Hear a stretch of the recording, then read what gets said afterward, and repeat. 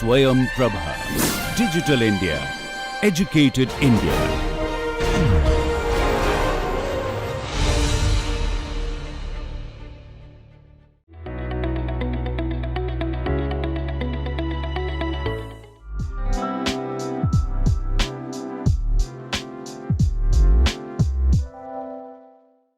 Hello everyone, welcome to another interesting episode of How to Ace the Hackathon.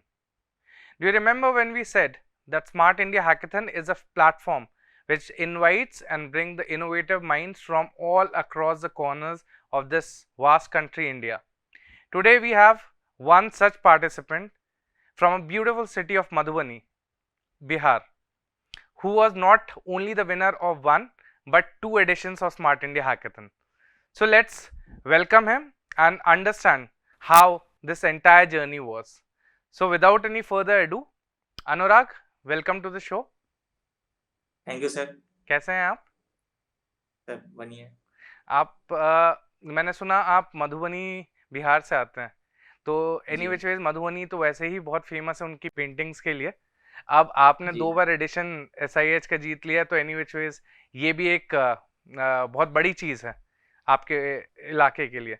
तो अनुराग, मुझे एक basic experience बताइए, कैसा रहा आपका स्मार्ट इंडिया हैकेथन का, कि आपने कहाँ से शुरुआत की, कैसे सुना स्मार्ट इंडिया हैकेथन के बारे में? तो जी सर एक्चुअली हमारे कॉलेज में ये हैकेथॉन का कल्चर बहुत ज़्यादा अच्छा था। मेरा कॉलेज बीटेक है MIT मुजफ्फरपुर में, जो मुजफ्फरपुर में एक गवर्नमेंट कॉलेज है।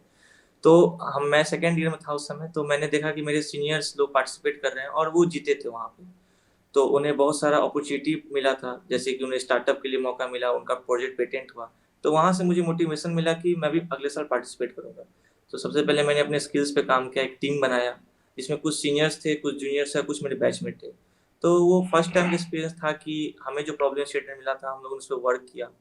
तो ड्यूरिंग दैट वर्क हम लोगों ने बहुत सारे स्किल्स सीखे, हमने बहुत सारे प्रॉब्लम्स देखे।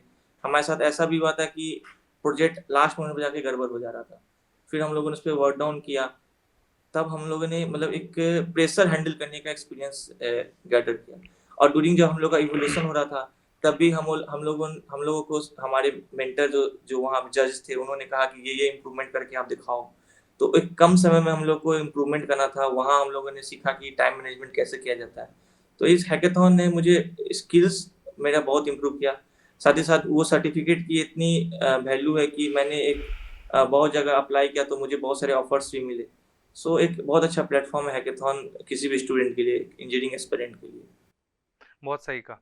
अच्छा, मुझे अनुराग इस चीज़ पे स्पेशली डिस्कशन करना है आपसे, क्योंकि बहुत लोग सोचते हैं कि जो टियर 1 सिटीज़ में हैं या जहाँ जिन कॉलेजेस में बहुत एक्सपोजर है, सिर्फ उन्हीं कॉलेजेस के बच्चे पार्टिसिपेट करते हैं, तो उनका ही अपॉर्चुनिटी या उनका ही जो चांसेस होता है जीतने का, उनके ये ऐसी भ्रांति है लोगों के दिमाग में। तो मैं चाहूँगा, क्योंकि आप मुजफ्फरपुर जहाँ से आपने बोला, वहाँ पे भी आपने जैसे बताया इतना एक्सपोजर था तब हैकेथन का, तो आप क्या बोलना चाहेंगे हमारे फर्स्ट टाइम पार्टिसिपेंट्स के लिए जो टियर 2 टियर 3 सिटीज से हैं?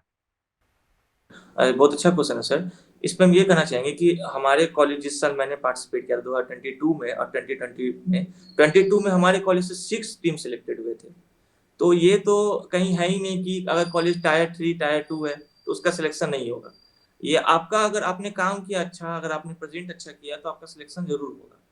तो ये कॉलेजेस पे डिपेंड नहीं करता है, आपके वर्क पे डिपेंड करता है कि आपने कितना अच्छा वर्क किया है। जैसे बिहार के बहुत सारे कॉलेज है, जैसे दबंगा इंजीनियरिंग कॉलेज हो गया, जो गवर्नमेंट कॉलेज है, जो टायर 3 में भी आते हैं, इनका कुछ रैंकिंग भी नहीं है। वहाँ से बहुत सारे टीम सिलेक्टेड हुए हैं। मेरे प्रीवियस जूनियर्स और मेरे सीनियर्स, उन सबका टीम सिलेक्ट हुआ, जो फाइनल में जाके जीते भी हैं। हम लोग कॉलेज से हार्डवेयर एडिशन में भी हमारे जूनियर ने जीता था, वही 2022 में। सो आई डोंट थिंक कि कॉलेज से कोई इफेक्ट पड़ता है इसमें, आपके वर्क पर ही सब कुछ इफेक्ट है। बहुत सही कहा आपने कि at the end of the day आपका काम मैटर करता है, कॉलेज मैटर नहीं करता।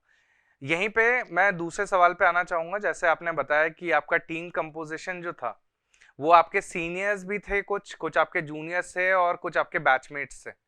तो एज अ टीम लीडर आप क्या सजेशन देना चाहेंगे जो अब इस एडिशन में टीम्स आने वाली हैं? क्योंकि कुछ ऑफ कोर्स चैलेंजेस आपको आए होंगे, क्योंकि एक जगह आपके साइड में सीनियर्स हैं और एक जगह आपके जूनियर्स हैं और एक टाइप में आपके बैचमेट्स हैं। तो कैसा रहा आपका उसका एक्सपीरियंस और आपने कैसे डील किया, अगर आप थोड़ा सा बताएं। सर तो as a team leader sir सारे पॉइंट ऑफ कांटेक्ट आप ही होते हैं, मतलब सारे सारे ज्यूरी मेंबर सब आप ही से पूरा प्रॉब्लम स्टेटमेंट का डिस्क्रिप्शन लेंगे। तो मेरे को पूरा मैनेज करना था सीनियर जूनियर को। तो ड्यूरिंग सीनियर क्या होता है सर, सीनियर को रिस्पेक्ट देना होता है और उनका अपना ईगो भी होता है। तो आप उनको ज्यादा फोर्सफुली नहीं कर सकते कि आप ये काम करो। उनको मैंने कहा कि सर आप इतना टाइम है मुझे करके दे दो। और सर उनको मैंने बताया कि अगर आप नहीं करोगे सर तो मुझे ये प्रॉब्लम्स आगे आ सकते हैं। तो उन्होंने इस चीज को सिंसियरली लिया और अपना काम वो वर्क टाइम पे किया। तो इस एक टीम अच्छा होना बहुत जरूरी होता है सर किसी भी प्रॉब्लम को डील करने के लिए हैकेथॉन में। तो अनुराग, मैं ये जानना चाहता हूँ कि आपके टीम में मेंटर्स भी थे क्या? यस सर, मेरी टीम में 2 मेंटर थे, हमारे प्रोफेसर थे। और उन्होंने हमें बहुत ज़्यादा गाइड किया अच्छे से, क्योंकि उन्होंने अपना एक्सपीरियंस शेयर किया। जैसे मैं ऐप हम लोग बना रहे थे, उसमें एक प्रॉब्लम आ गया था, तो उन्होंने अपने एक्सपीरियंस से उसे सॉर्ट आउट किया और बहुत सारे नए-नए सजेशंस भी दिए। तो मेंटर्स का होना सर बहुत अच्छा होता है इसमें हैकेथॉन में। आपने बताया एक बार ऑनलाइन एक्सपीरियंस रहा और एक बार आपका ऑफलाइन एक्सपीरियंस रहा, तो दोनों में आपने मेजर डिफरेंस कैसे क्या नोटिस किया आपने? क्योंकि एक डेफिनेटली एक कोरोना टाइम में था, ऑनलाइन हुआ था, और दूसरा वाला ऑफलाइन हुआ था, तो आपको मेजर डिफरेंस किस चीज में लगा? ओके। तो सर ड्यूरिंग ऑनलाइन क्या था, हमें 3 डेज का समय मिल रहा था। तो हमें क्या था कि किसी अगर जज ज्यूरी ने कुछ इनपुट दिया है तो हमें एक अच्छा टाइम मिल रहा था कि इस टाइम में हमको वो सॉल्व करना है। बट ड्यूरिंग ऑफलाइन क्या होता है सर, आपको मॉर्निंग में, इवनिंग में, नाइट में इवोल्यूशन होता है। हम्म। सो आपको टाइम ड्यूरेशन कम मिलता है, लेकिन साथ ही साथ आपको ये फायदा होता है कि आप इसमें आप अब जब आपको प्रेशर आएगा तो आपका आउटपुट उसमें ज़्यादा आता है। तो जो ऑफलाइन सॉल्यूशन होता है सर वो ज़्यादा अच्छा होता है, क्योंकि वो आपको पूरा विजुलाइज़ करके एक-एक चीज़ देख के, और आप जो आपके कॉम्पिटिटर हैं हम्म। उसके अकॉर्डिंग आपका अच्छा है कि नहीं। ऑफलाइन में था सर वो ज़्यादा प्रेशर था और ज़्यादा इसमें अच्छा आउटपुट आया था, और हमें जो रिजल्ट्स आया था उससे हम लोग ज़्यादा सैटिस्फाइड हुए थे ऑफलाइन में। बिल्कुल, मेरे ख्याल से जब आपका कंपटीशन आपके पास रहता है तो कहीं ना कहीं आपकी प्रोडक्टिविटी थोड़ी सी और बढ़ी जाती है। अच्छा, ये मुझे बताइए, जो इंडस्ट्री एक्सपर्ट्स आए थे, क्योंकि आप लोग कॉलेज में थे और जो एवेलुएटर्स थे वो लोग इंडस्ट्री एक्सपर्ट बहुत एक्सपीरियंस के साथ इंडस्ट्री में बहुत टाइम से हैं, तो वो कैसा एक्सपीरियंस रहा आपका? और जो अभी फर्स्ट टाइम आएंगे उनको क्या बेनिफिट मिलता है मेंटरिंग राउंड का, वो भी थोड़ा सा समझाइए। Yes sir. So sir industry के जो मेंटर्स आते हैं उनका बहुत ज़्यादा इनपुट होता है, क्योंकि वो उनको क्या होता है, जैसे आपने कुछ बना के गया वहाँ पे, तो आप क्या होंगे कि आप ये प्रेजेंटेशन दिखाएंगे कि मैंने ये किया है। बट उनको क्या चाहिए होगा कि जो उनको नीड है वो उसमें क्या करेंगे, आपको वैल्यूएबल इनपुट्स देंगे कि आप मुझे ये एक्स्ट्रा करके दिखाओ। तो अगर आपने उसमें से कुछ पॉइंट्स भी करके दिखाया तो आपको जो पॉइंट्स मिलेंगे, मतलब आपके जो रिजल्ट्स होंगे उसके चांसेस ज़्यादा हो जाएंगे जीतने के।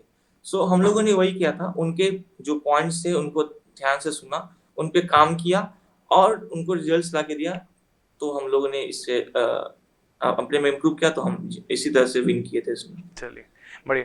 तो फाइनली मैं इसको खत्म करने के पहले अगर मैं आपसे डायरेक्टली पूछूं कि 3 या 4 ऐसी कोई चीजें बताएं जो जो अपकमिंग टीम्स हैं उनको ध्यान रखना चाहिए, जो कि उनको हेल्प करेंगी टुवर्ड्स विनिंग, तो वो क्या रहेगा?